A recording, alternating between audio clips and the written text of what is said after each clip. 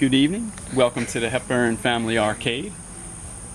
You're walking into what is our garage area of the arcade. This is where I keep all the spare parts. You can see we got a few machines here that are down. We got a Star Castle and Omega Race that are works in progress. Got an Astro Blaster over here that's needing a little work. Flyback went up on it today. And up here in the attic area is where we keep even more parts. The whole attic is completely chock full of parts. And you can see these are all our spare boards, spare motherboards. We do most of our board work myself over here. Occasionally I have to send a board out for repair. We're going to go ahead into, this is what's called our snack room. This is where we're going to have like snacks for the kids and stuff. Alright, so we're in the snack room right now of our family game room. You can see we've got a couple machines back here, starting with the Mega Touch Force 2003. This is one that we used to have on our amusement route, and we retired it from our route. It was a small route with less than 20 pieces. We brought this one home. Next to that, we got a Star Trek Next Generation pinball machine right here. Pretty cool pinball. It's got a lot of different little multi-ball and video modes on it. Next to that's a Cruisin' USA. This thing was pretty trash when we got it. Didn't work. We got a monitor up and running for it. Replaced the seat and everything. Right now appears to be good to go. Next to that's a Gyrus. This one's missing the cardboard bezel. Other than that, it's a good working game, as you can see. It's one of the favorites of my wife. Next to that is it's a Killer Instinct that we converted to main. It can still be easily put back to a Killer Instinct, which I don't think is going to happen. Because this is one of the games that keeps the kids busy and keeps them coming out here. Alright, so we're going to move out to the snack room. This is my wife's home theater room right here. We don't have the theater stuff put in yet, because right now it's still kind of early in the building of the game room. So right now we got just the sofa and the basic little TV for the kids to watch while they're out here. We got to give them some motivation to be out here, otherwise the games just don't interest them. So right now we're going to pan around a little bit and you can kind of give you an idea of the actual game room area. Right now we got some 80s videos playing on the overhead monitors. Got the lights turned on a little bit right now so that the camera will be able to pick up on most of the games. We're going to start off over here. This is a Star Wars cockpit model right here. It's got the 19-inch monitor. We're hoping one day we can get it back with the 25-inch.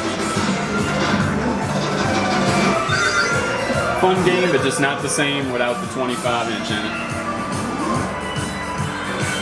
Moving on, next to that, it's a Jungle Hunt. This one was a Jungle Hunt converted to elevator action, and we were able to find the new old stock parts locally here in New Orleans. Converted it back to Jungle Hunt. It's working pretty good now. It's still got the K4600 monitor, so that's the only drawback to it. Next to that's a Centipede. This one works pretty good. Gave us a little bit of problems when we first got it. Rebuilt the monitor, put a new flyback in it. Got a arcade shop overlay on it, making it look like new again on the control panel. It's got the cool Atari silkscreen artwork on it. Behind Centipede is a Phoenix. This is another one of my favorites as a kid. I used to play this game a lot as a kid. It's in pretty good shape. This one was pretty much just an empty shell when we got it. It had to be put back together. Next to that's a Turbo. As you can see, the scores aren't lighting up. That's because the last time I worked on it, I forgot to plug them back in. Other than that, it works okay, besides a little graphics glitch.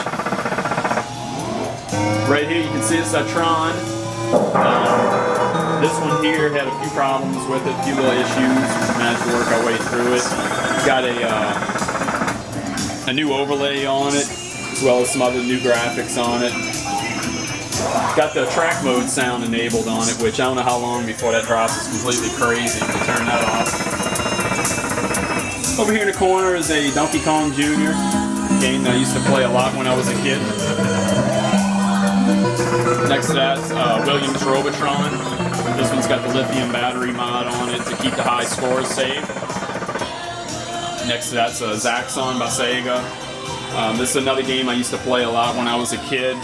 We got the motherboard upgraded with some new caps so that all the sounds work the way they're supposed to. Alright, next, moving right along here, we got a Taito Alpine ski. This one we're waiting on the board set to come in for it. Other than that, it should be in pretty good order. A little bit of flaking on the marquee and the bezel. Hopefully we got one of those coming in soon. Next to that, this was one of my favorite games as a kid, was Moon Patrol. I used to play this game wherever it was, and I went to go play arcade games. I had to put quarters in Moon Patrol. Picked this one up locally in a French Quarter about 2 months ago.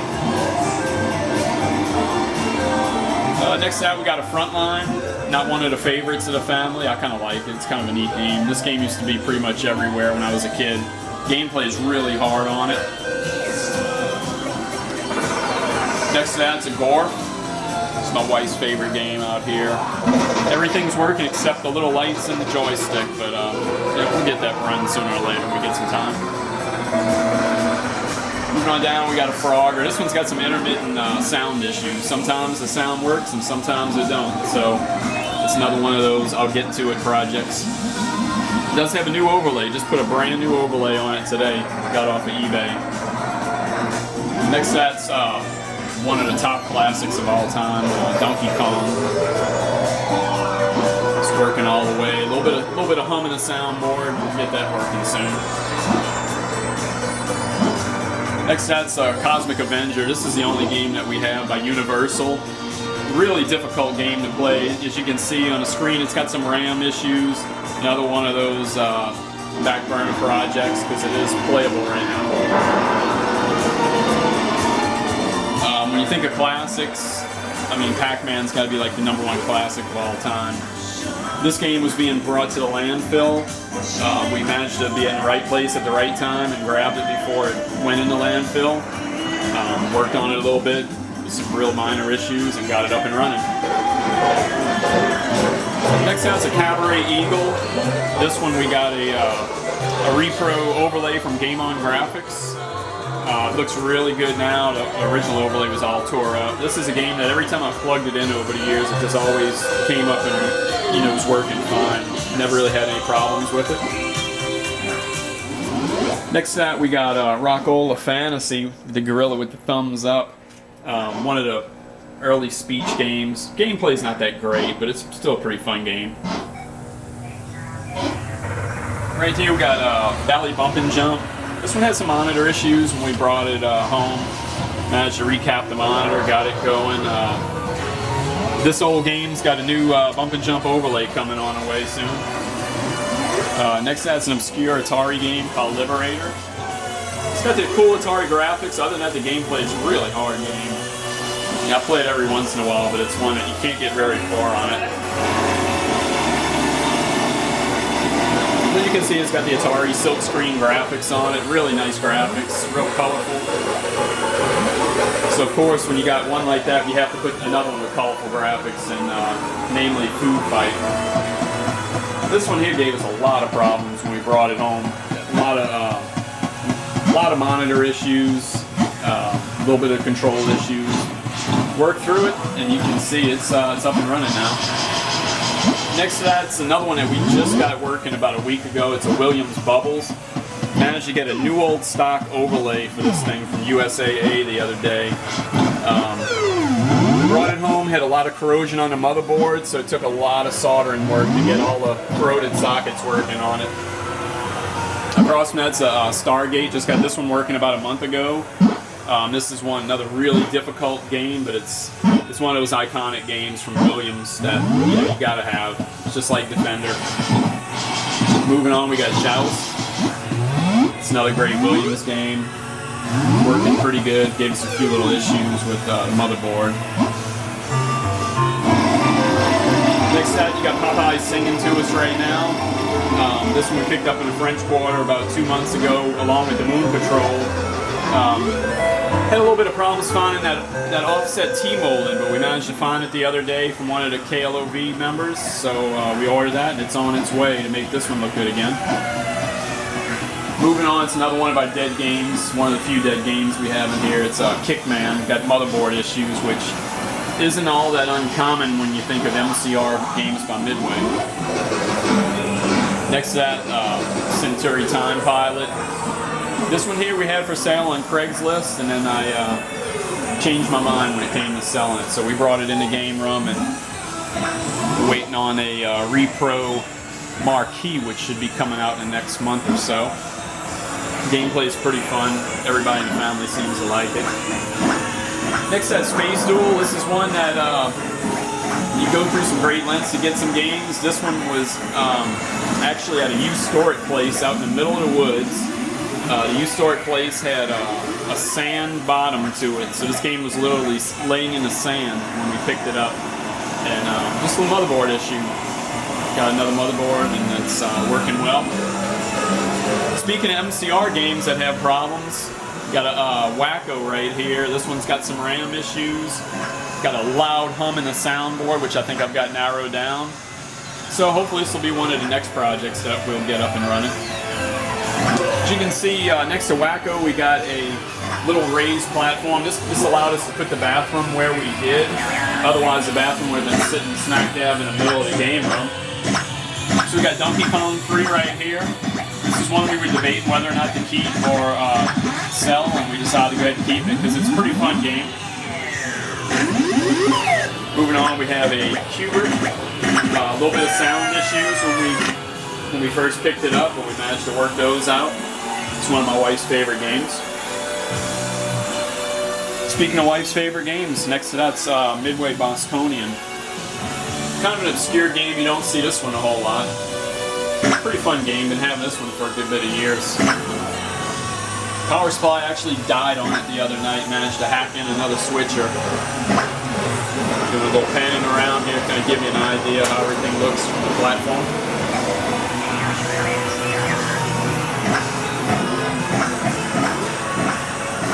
Alright, moving down over here. We got our 3 cocktail games. Here's the Defender cocktail. It was working the other day, but much like a lot of these old games, one day it works and one day it doesn't. Next to that, it's a Donkey Kong Jr. Just recapped the monitor on this the other day. And here we've got a Valley Miss Pac-Man. We just got the graphics pack ordered today for it. So besides the motherboard, this one will be should be 100% soon. In the center of the room here, we've got 8 games in one big square here. And we're going to start off with Dig Dug. This is one that I actually picked up with my Ford Mustang hatchback way back in the day. Before I had a truck, it was a Ford Mustang hatchback, and this one took about a 2-hour ride with me. Couldn't beat the price, 75 bucks working. Another iconic game next to that's a Midway Galaga.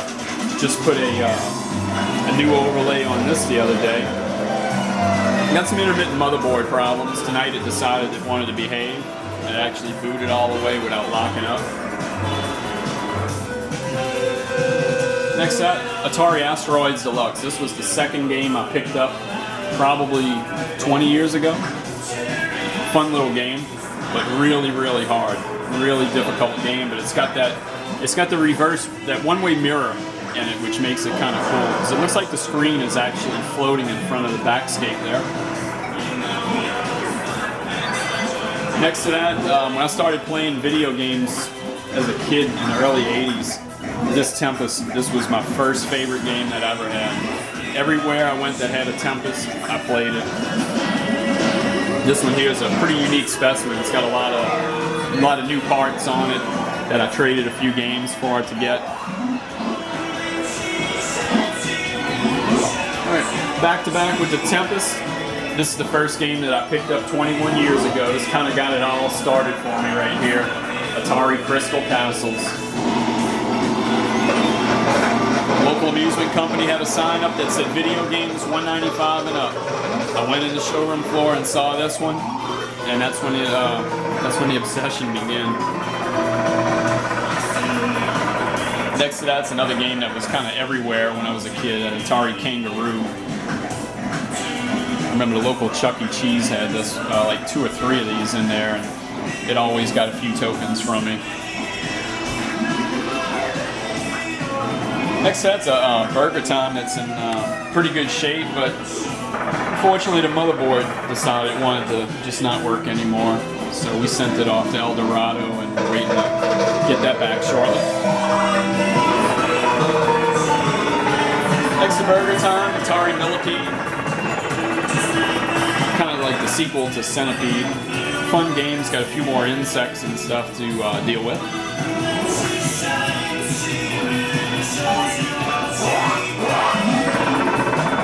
So pretty much that's our game room. Right now we have 48 games total. Kind of see some panning around shots here, kind of give you an idea of the layout of everything. We went with the black light carpet. So what I'll do right now, while my wife pans around with the camera, we'll go ahead and turn the lights completely off and see kind of like how the game room looks without the overhead lighting on.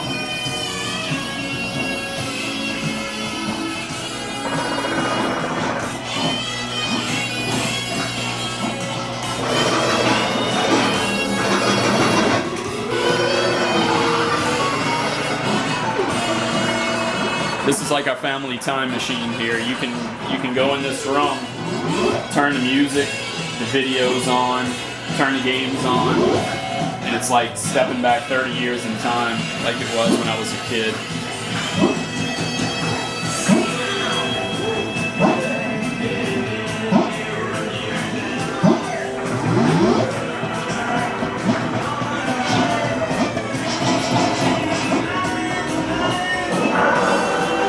So I hope you enjoyed our tour.